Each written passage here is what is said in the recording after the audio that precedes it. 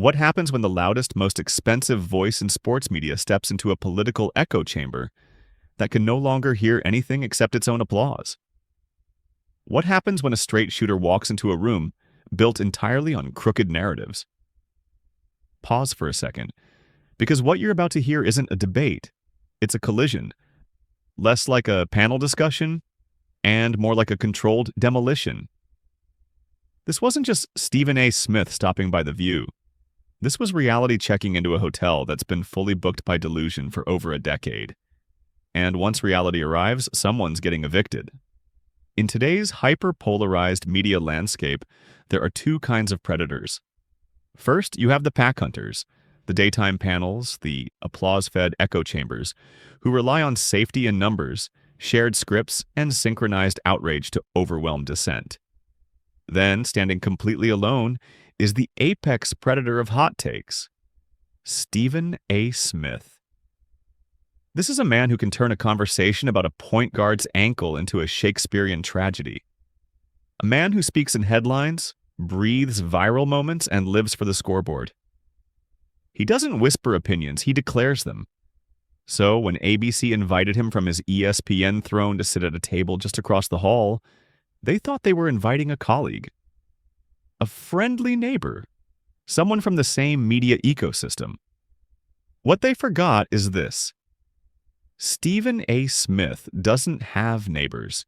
He has audiences. The premise sounded harmless enough. Assess the State of the Union 1 year into Donald Trump's second term. The hosts, still reeling from an election result they were assured would go the other way, saw Stephen A. as a potential ally. Another media heavyweight who would share their frustration, their disbelief, their despair. But here's the problem. Stephen A. Smith doesn't deal in despair, he deals in results. And when he looked at the political scoreboard, he didn't see a tragedy. He saw a blowout. He saw a team that got outplayed, outcoached, and outworked. And he was about to explain very clearly why that team was riding the bench. Now here's where it gets interesting. The setting itself felt almost harmless. He didn't travel far to enter the lion's den. He simply crossed the hallway. "I sit right across the hall," he said casually, adjusting his suit with the confidence of a man who knows he's the most valuable asset in the building. "Oh, it's nice to have you as a neighbor," one host replied, smiling. The audience applauded. The mood was light, friendly, almost celebratory. And that's the irony, because they were cheering for the man who was about to dismantle their entire worldview. The hosts leaned in with warm smiles, their questions wrapped in the soft padding of morning show politeness. They treated him like a fun guest from the sports world, a temporary distraction before returning to the serious business of criticizing the president. "So, it's been a minute since you were here," one host began. "Last time was 6 weeks into Trump. How are you feeling now, 1 year in?" It was the trap of civility. They expected a sigh, a shake of the head, a shared lament. They offered him a front row seat on their bandwagon of disappointment. But Stephen A. Smith didn't blink. He didn't look like a man suffering under chaos. He looked like a coach watching film. Calm, focused. Slightly annoyed, not at the situation, but at the missed opportunities. When they asked about the affordability crisis, about Trump dismissing Democratic concerns as a scam, they expected outrage, fire, indignation. Instead, they got analysis. "Well, that's rhetoric on his part," Stephen A. said evenly, brushing the bait aside. "There's nothing surprising about that. You could see it coming a mile away." No anger, no emotional outburst, just cold evaluation. You could feel it, the shift in the room. This wasn't the script. He wasn't supposed to dissect strategy. He was supposed to condemn it. Instead, he was breaking it down like a defensive scheme, identifying patterns, pointing out predictability. The trap had been set, but the prey wasn't walking into it. Stephen A. was circling it, inspecting it, getting ready to flip it over. The polite setup was just the deep breath before the storm. The neighbor from across the hall had arrived with his own playbook, and it didn't include nodding along. And then came the real turning point.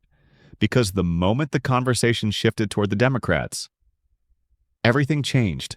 The hosts, secure inside their bubble, assumed the blame for the current political reality rested anywhere but with themselves. Voters were misled. Misinformation ran wild. Trump was the villain. That was the story. And it was supposed to stay that way. Then Stephen A. Smith leaned forward. You could feel it shift. ESPN mode activated.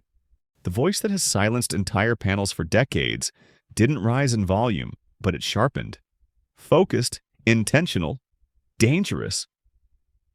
But in the end, he began, the Democrats give credit where credit is due. It sounded like a compliment. It wasn't. It was a warning shot. He started listing losses. New York, New Jersey, Virginia.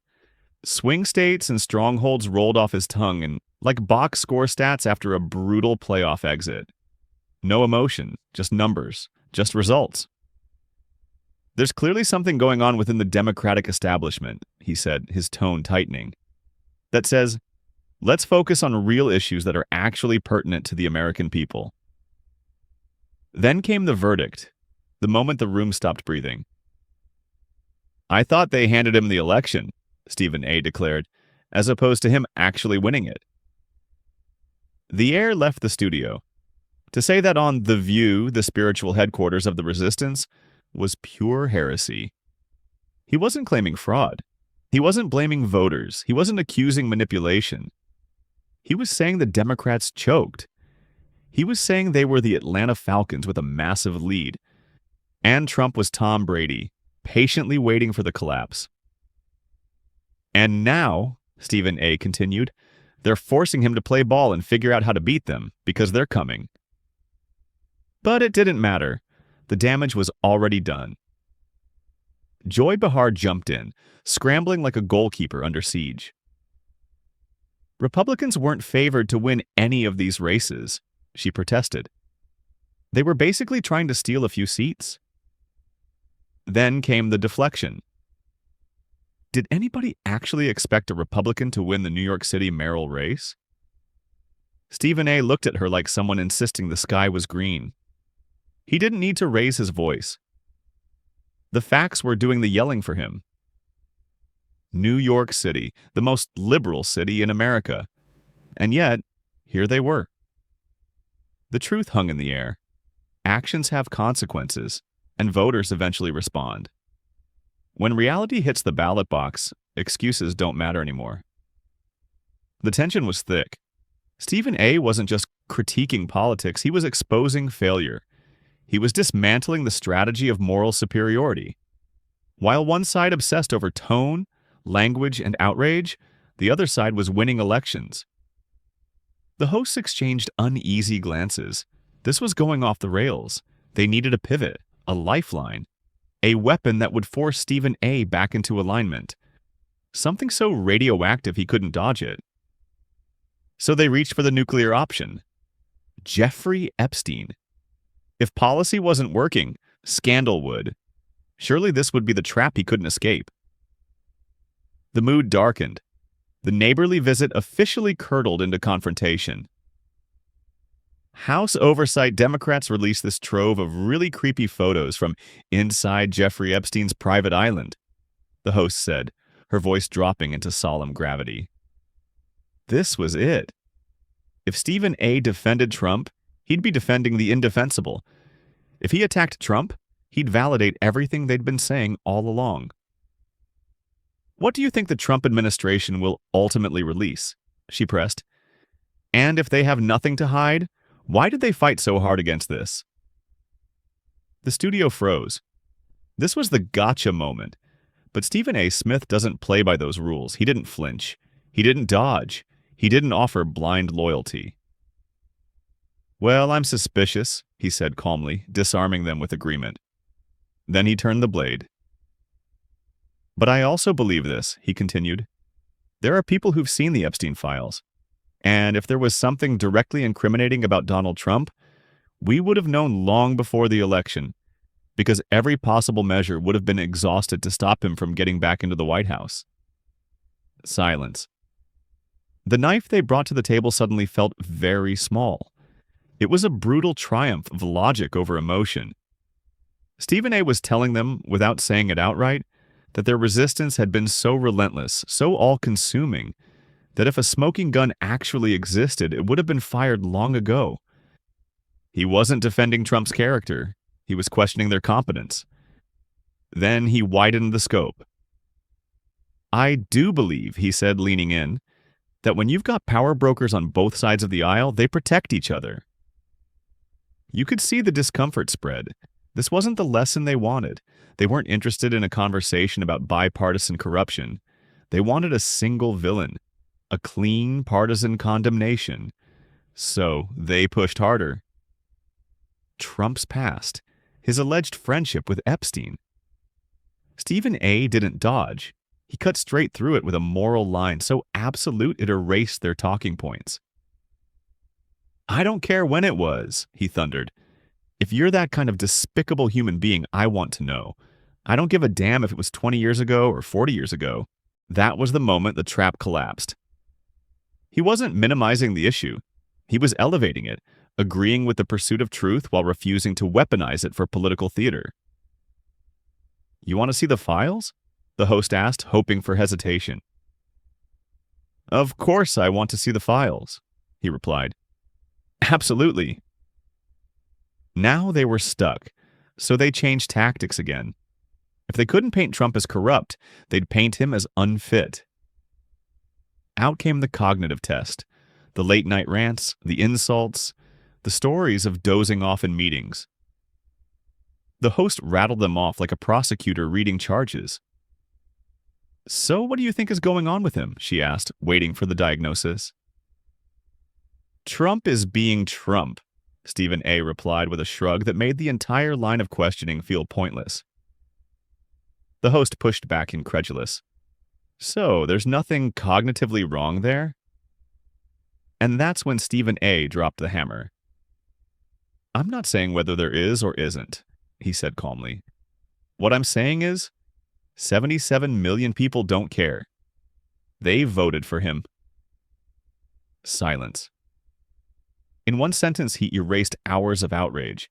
He told them that the endless fixation on tweets, tone, and behavior didn't move voters. It was noise. Despite everything thrown at him, Stephen A. continued, he knocked people off, and the Democrats let him because they weren't on their game. Brick by brick, their reality was crumbling. They wanted to talk about nap schedules. He wanted to talk about results. They were playing checkers. He was operating several dimensions ahead. The hosts were losing control. The moral traps failed. The personal attacks bounced off. And now, Stephen A. Smith was sitting on their set, telling their audience that the party they trusted had handed power to a man they despised. So they pivoted again, this time to sacred ground. The military. The conversation shifted to Senator Mark Kelly. Veteran, astronaut, a video reminding troops they could refuse illegal orders. Surely this would work. My friend, the host began, her tone tightening, I want to talk to you about something you recently said. You accused Senator Mark Kelly, a veteran, an astronaut, of crossing the line. They played the clip, read his quotes back to him. This was supposed to be the walk of shame. I'd love to give you the opportunity to perhaps change your position, she offered, extending a poisoned olive branch. The studio went heavy. This was the moment guests usually folded. Stephen A. Smith did not fold. I'm not changing a thing, he fired back. I didn't stutter once. And just like that, the explosion began. They had tried to corner him with patriotism. Instead, they unleashed the full force of his conviction. He wasn't just refusing to apologize, he was gearing up for a fight over the very definition of duty. The air crackled. The script was gone. And when the host realized her polite invitation had been swatted away like a weak jump shot, she reached for the final weapon in daytime television's arsenal. Condescension. It was a ruthless triumph of logic over emotion. Without raising his voice, Stephen A. Smith was making something painfully clear. The resistance had been so relentless, so obsessive, that if a real smoking gun existed, it would have been fired long ago. This wasn't a defense of Trump's character. It was an indictment of their effectiveness. Then he widened the lens. I do believe, he said, leaning in, that when you have power brokers on both sides of the aisle, they protect each other. That line landed hard. The host stiffened. This wasn't the conversation they wanted. They weren't interested in a discussion about bipartisan corruption or systemic rot. They wanted a villain, one name, one face, one easy target. So they pushed again. They pressed him on Trump's alleged ties to Epstein, hoping to corner him. Instead, Stephen A. cut straight through the noise with a moral line so firm it erased party labels entirely. I don't care when it was, he said, his voice rising. If you're that kind of despicable human being, I want to know. I don't give a damn if it was 20 years ago or 40 years ago. That was the pivot. He disarmed the trap by agreeing with the pursuit of truth, while refusing to turn it into a partisan weapon. You want to see the files? A host asked, clearly hoping for hesitation. Of course I want to see the files, he answered without blinking. Absolutely. Now they were stuck, so they changed strategies. If they couldn't brand Trump a criminal, they'd brand him unfit. Out came the cognitive test, the late-night rants, the name-calling, the stories of falling asleep in meetings. The host recited the accusations like a prosecutor reading an indictment. So what do you think is going on with him? She asked, waiting for the diagnosis. Trump is being Trump, Stephen A. replied, shrugging as if the question itself wasn't worth the airtime. The host pushed back. Oh, really? There's nothing cognitively wrong there? And that's when the hammer dropped. I'm not saying whether there is or isn't, he said calmly. What I'm saying is this: 77 million people don't care. They voted for him. The room went silent. In one sentence, he vaporized years of outrage. The endless breakdowns, the shock, the obsession with behavior and tweets. It didn't move voters. It was noise. Despite everything thrown at him, Stephen A. continued, he knocked people off. And the Democrats let him because they weren't on their game. Brick by brick, their narrative was coming apart. They wanted to debate Trump's sleep schedule. He wanted to talk about the scoreboard. They were playing checkers. He was operating on an entirely different level. The hosts were losing control. The personal attacks failed. The moral traps collapsed. And now Stephen A. Smith was sitting on their set, telling their audience that the election had been handed to the very man they despised. So they pivoted again. They moved to what they believed was sacred ground, the military. The conversation shifted to Senator Mark Kelly, veteran, astronaut, a video reminding troops they could refuse illegal orders. Surely this would be untouchable territory. My friend, the host began, her tone hardening, I want to talk to you about something you recently said. You accused Senator Mark Kelly, a veteran, an astronaut, of crossing the line. They played the clip, read his words back to him. This was supposed to be the walk of shame. I'd love to give you the opportunity to maybe change your position, she offered, extending a carefully poisoned olive branch. The studio air grew heavy. This was the moment guests usually folded. Stephen A. Smith did not fold. I'm not changing a thing, he fired back. I didn't stutter once.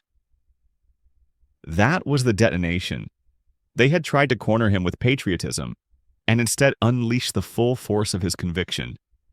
He wasn't just refusing to apologize. He was preparing to go to war over the very definition of duty. The script was gone. The tension crackled. And when the host realized her polite invitation had been swatted away without effort, she reached for the final weapon in daytime television's arsenal: condescension.